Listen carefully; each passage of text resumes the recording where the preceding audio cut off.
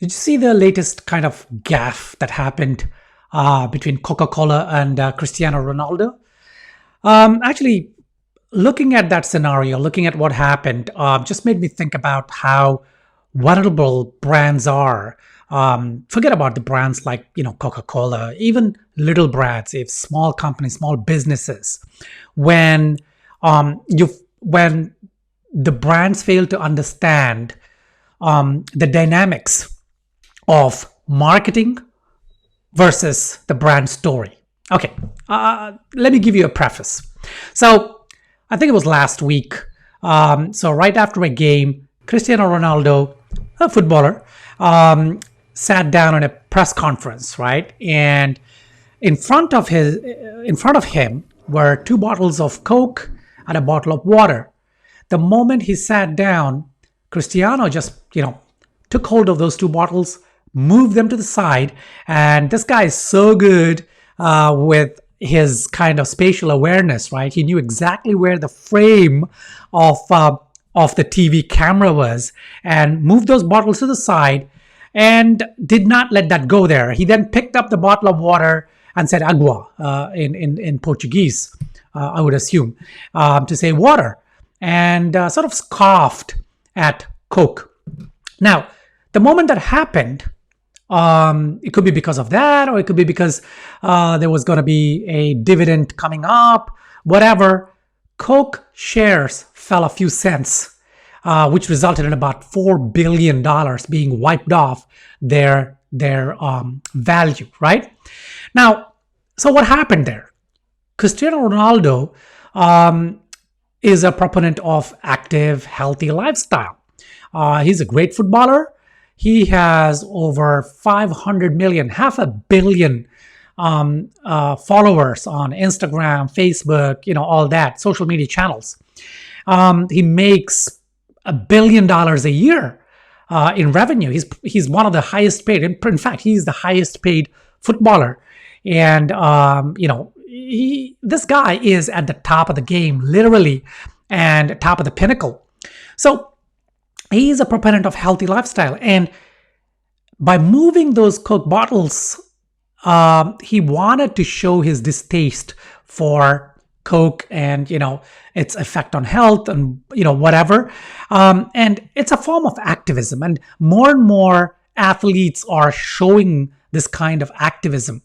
But the big thing there is that big brands like Coke, who spend millions for sponsorship during these events, and to put products or their logos during press conferences, that was like a death knell, because athletes who are now personal brands, they command the whole game, and they can sort of turn against. I mean, a lot of people on social media, of course, millions were saying, wow, what a great thing for Cristiano to do, and how he's a proponent of health and all that. But there was also a few who said, well, remember Ronaldo doing a Coca-Cola advertisement in, I don't know, 2006 was it, or 2008, I don't remember, and he was in a Coca-Cola advert. But the thing is, though, that he's changed, right? I mean, people change. That time he was just a young and upcoming kind of footballer, maybe not, I don't know. But right now he's different. He's at the top of the world. He's got a kid, all that. But anyway, the point is, when it comes to your brand, even if you're just a one-person brand, just understand the power of someone you're collaborating with or someone you're depending on for traction.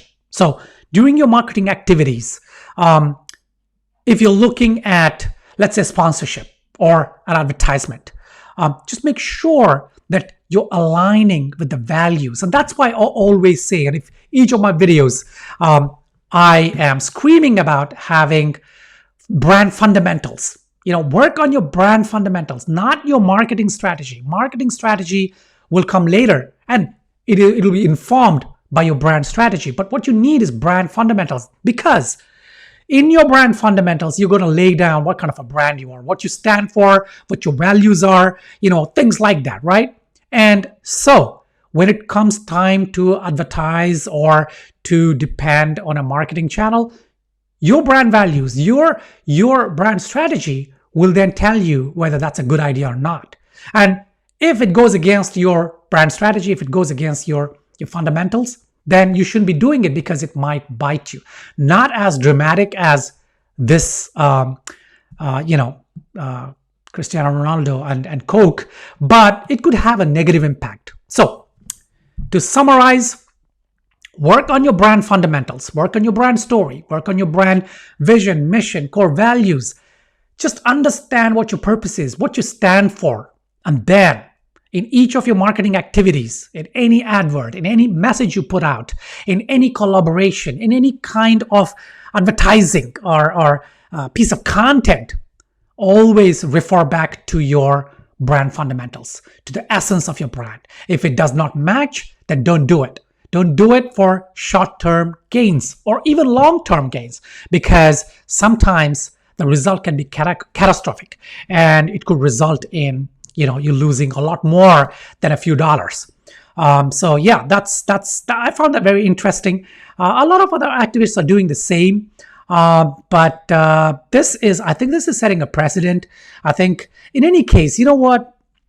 I often see these press conference tables where athletes sit down after a match or a game. And then I find these, some of them have Coca-Cola or some of them have Heineken, even beer or whatever. And I find that they're quite antiquated, right? Why would you have those? These guys are not going to sit there and they drink. They might have a sip of water, but it's product placement I think that is from the previous century, to be honest. Look at your advertising and always look at the pulse of what's going on in the world, right? And don't go for antiquated, branding opportunities, advertising opportunities. Don't go for that. And always remember, your brand essence counts, your brand story, your brand fundamentals. Marketing comes later. All right. Have a great weekend, and I'll see you in the next video.